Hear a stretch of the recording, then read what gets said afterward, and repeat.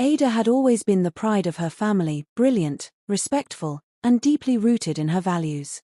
Raised by her widowed mother, she was taught the importance of education, dignity, and self-respect.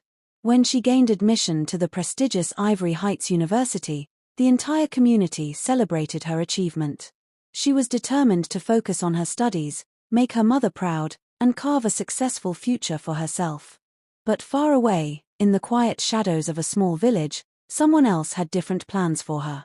Uncle Chigozie, her mother's estranged brother, had always held resentment in his heart. Years ago, he had offered to take Ada under his care, but her mother refused, unwilling to trust him. That rejection had festered into bitterness. And now, as Ada prepared to soar, he decided it was time to pull her back down.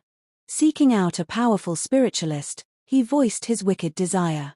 "I want her to fall," he said. "I want her to bring shame to her mother." The spiritualist studied him before handing him a small black powder.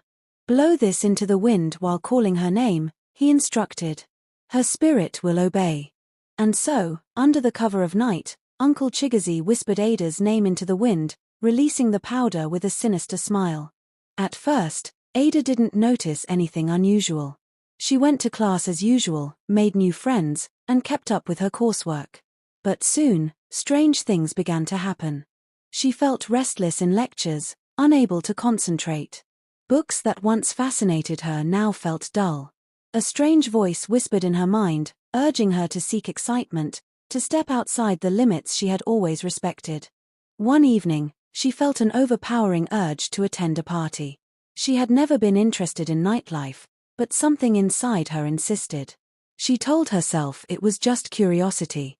After all, one night couldn't hurt. That night, she danced, drank, and felt a rush she had never known before. It was intoxicating, the freedom, the thrill. The next day, she skipped class. Then another. And another. Soon, the whispers in her mind became louder. She stopped attending lectures, preferring the company of men who showered her with attention. The thrill of the nightclubs, the alcohol, the careless freedom, it was addictive. Her transformation shocked everyone. Friends who once admired her tried to talk sense into her, but she laughed them off.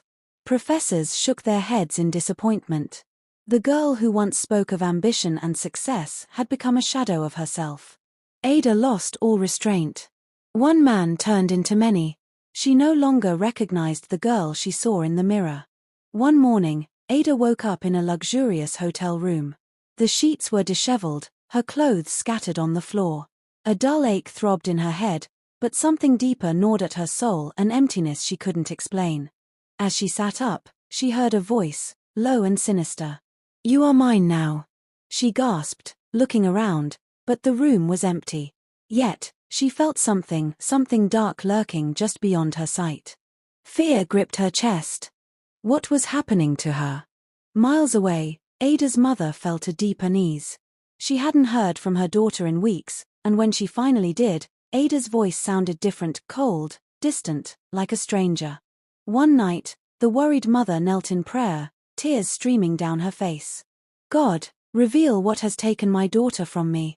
At that moment, a vision flashed before her eyes, her brother Chigozie, whispering into the wind, a dark force wrapping around Ada like invisible chains. She gasped. She knew what had to be done. Without wasting time, Ada's mother traveled to the university and took her daughter straight to a powerful deliverance session. The moment Ada stepped inside the church, she began trembling. As the priest began to pray, she let out a piercing scream. "Leave me alone," a voice inside her shrieked. But the prayers intensified. Ada convulsed, clutching her head as shadows seemed to rise from her body, twisting and writhing before vanishing into thin air. With one final scream, she collapsed. When she opened her eyes, the darkness was gone. Ada spent weeks recovering. She had no memory of how deeply she had fallen, only flashes of moments she wished she could forget. But one thing was clear, she had been controlled, manipulated by unseen hands. She returned to her studies, but she was no longer the naive girl who had first arrived. She was wiser, stronger, and aware that not every change in life is natural, some are the result of unseen forces pulling the strings. And she would never let herself be a puppet again. Please press subscribe button, it help us bring you more interesting stories. Your support keep us going. Please subscribe.